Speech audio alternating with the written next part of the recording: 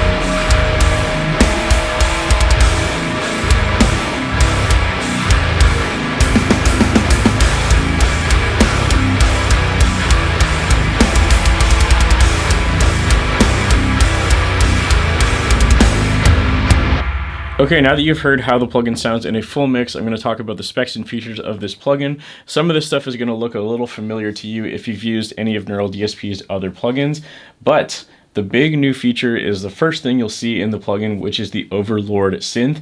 I didn't use this too much in my tones, and that's simply because I just don't know too much about synths, so I didn't get too deep into this, but this is definitely the most unique feature of this plugin.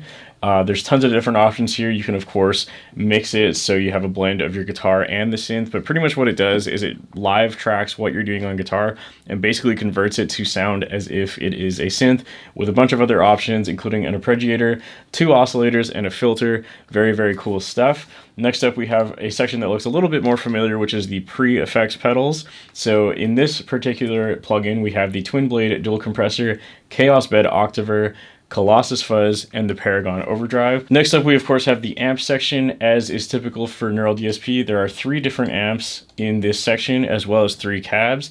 These can also be unlinked, so you can mix and match the different cabs and amps if you want to. Next up is the microphone / impulse response section of the plugin. This is pretty much the same as all of their other plugins. They obviously include a bunch of different microphone options for both speaker 1 and speaker 2. If you only want to use one, you can of course turn the second one off. And if you don't like the included impulse responses, you can also of course load your own custom impulse response instead. Next up is the EQ section. Again, pretty much the same as all other Nordli DSP plugins. You have 4 different bands and their corresponding functions. You can cut or boost frequencies as you see fit for the low, mid, and high frequency ranges. And last but not least, we have the post effects section, which is of course a delay and reverb. My favorite thing about their delays that they have had in other plugins is the extra added delay effects. So in this plugin particularly, it has this icicle feature, which gives you like this really cool crystally sound to your delayed notes, which is very, very cool. And last but not least, of course, we have the functions across the top of the plugin, which are your input gain, your noise gate, the transpose function, which I'm very glad to see returned. That was just introduced with the Petrucci plugin, I believe, and it's basically a pitch shifter, which is always useful to have, so you don't need to change your tuning mid-song if you don't want to. I actually used it a little bit in this song to tune down from drop A to drop G sharp. Love having that feature. And then input mode, stereo or mono. If you choose mono, you also get the option of a doubler to make it sound as if you tracked in stereo, which is always really cool. Okay, so next up, I'm gonna walk through the tones that I was using real quick. First and foremost is, of course, the heavy rhythm tone. Since that is the bulk of the song and all of my music, we'll talk about that one first. So this is what it sounds like by itself.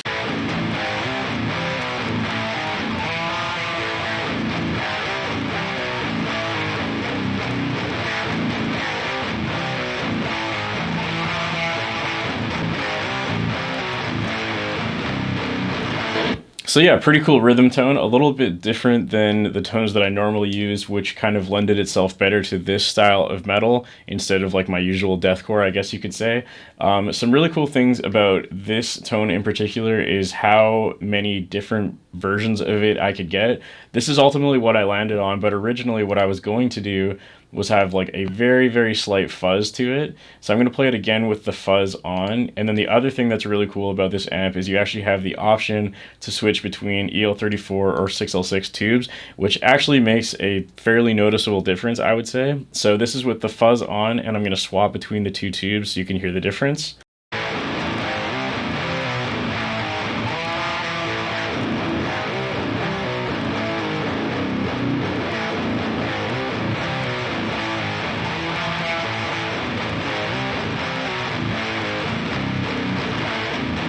So as you can see, I had a little bit hard of a time deciding what exactly I wanted to do for this rhythm tone because I was having a few different options for the tone, and I kind of liked all of them, but I landed on the more simplistic one that wasn't using the fuzz. One really quick thing to note as well about this pedal section is 3 of them also have this option to switch between vintage or modern, so you have that on the octaver, the fuzz, and the overdrive. I thought this was a really cool bonus feature. Since mostly I play modern metal, I personally didn't use the vintage switches, but it's cool that it's an option that you can choose. The only other thing I wanted to mention about the rhythm tone before we move on as well is, of course, I also was using some of the built-in EQ, so I'm just going to turn that off and on so you can hear what difference that makes. So starting with it on and then off.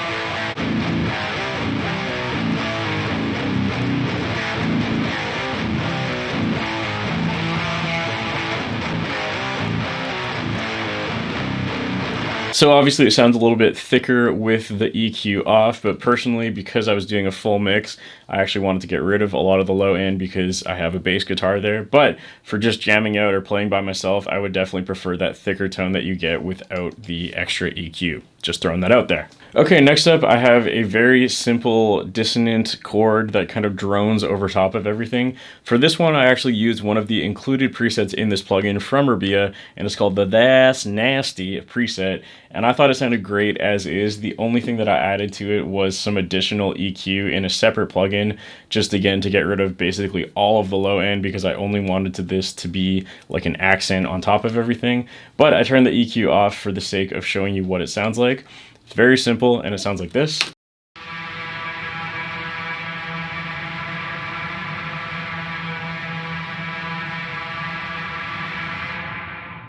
So very simple. Obviously, this is on the mid-gain amp. It looks like with this preset, it was actually mixing and matching the cabs. And obviously, the main thing with this preset was to have a ton of reverb and delay because, again, you're not really supposed to be able to hear what you're actually playing. It's more of like an ambient overtone, I guess you could say. The other thing to note about this preset is that it's also using the octaver, the fuzz, and the overdrive, so there's just a ridiculous amount of things going on in this preset that sound ridiculous.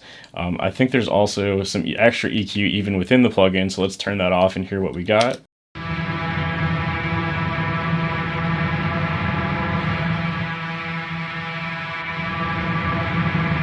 So yeah, just basically getting rid of a lot of the low and the low mids pretty much, actually, it's getting rid of basically everything up until the highs, which makes sense. I just took it a step further with this additional EQ over here. Okay, and last but not least is the ambient section of the song, which I actually have 3 different tones going on at the same time. So I tried to make use of the synth arpeggiator in this section. So what I'm actually playing on guitar is very, very simple here. I'm playing 2 notes and that's it. And the arpeggiator is doing all of the work to make it sound cool. So this is what that tone sounds like.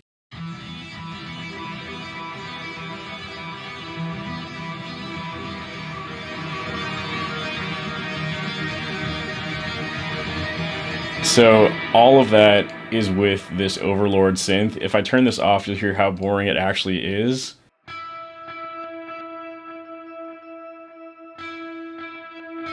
So not a lot going on. It still sounds really nice because of that crystal icicle delay and the reverb, and it's definitely not a bad tone, but adding that arpeggiator in there just took it to a whole other level. Rather you take it to a whole level.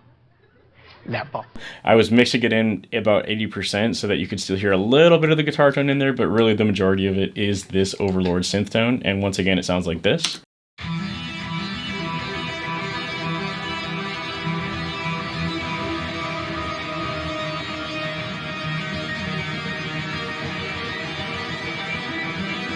So yeah, really, really, really cool effect. Again, this is the thing that is probably going to sell the most people on this plugin because it's very different than anything Neural DSP has done before.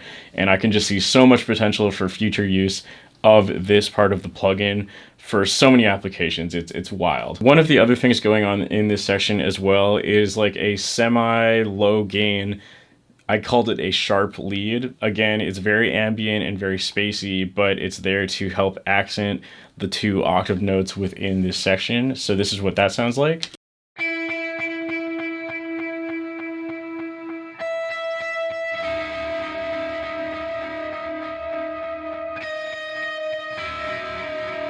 So it sounds kind of gross, kind of dissonant, very, very cool sounding. Again, this was actually a preset that's included in the plugin. So if you want to get this exact tone, you have it already as soon as you install it. This was called the Gazed and Confused preset. And I don't think I did anything else to this because I already thought it sounded awesome. So now what we're going to do, of course, is combine the sharp ambient lead and the arpeggiator tone together so you can hear what it sounds like when both are at the same time.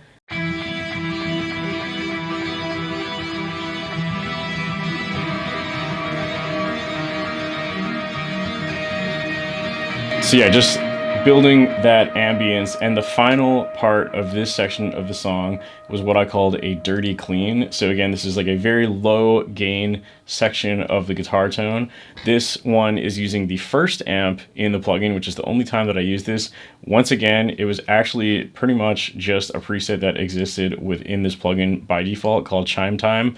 And again, I thought it sounded great, and you know, why not just use that? I'm always about making things as efficient and easy to use as possible. And if there's a preset in there that I already think sounds good, why do I need to mess with it, right? And I'm sure some of you watching will feel the exact same way. And again, it's good to know that when you download this plugin, you can get it right away. So this tone by itself sounds like this. The only thing different, by the way, is that I switched it to stereo input mode, and I did double track this one since it's like more of the rhythm section of the riff, and it sounds like this.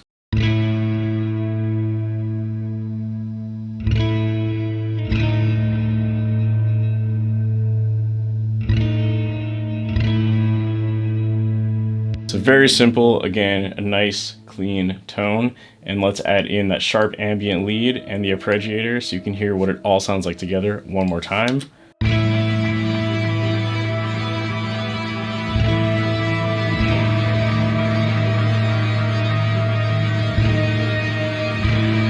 So really having all of those layers helped bring this section to life and make it a really interesting counterpoint, I guess you could say, to the heavy intro and the heavy outro. And I thought this was really cool. What I'm playing is dead simple, but because of all the effects provided in this plugin, it still sounded really interesting and cool. Okay, that's going to do it for this video. Thank you all so much for watching this video, and of course, a big thank you to Neural DSP for sponsoring this video. It's always a pleasure working with Neural DSP. They always make good stuff, and I'm always excited to see what they're doing next. So again, big thank you to them, and of course, a big thank you to my Patreon members whose names are on the screen at this point in time. If you're interested in audio downloads, guitar tabs, stems, or a shout out on the screen, you can find all of that over on my Patreon page, which is also linked in the description below. Thank you all for watching. I look forward to reading your comments, and I'll see you next time.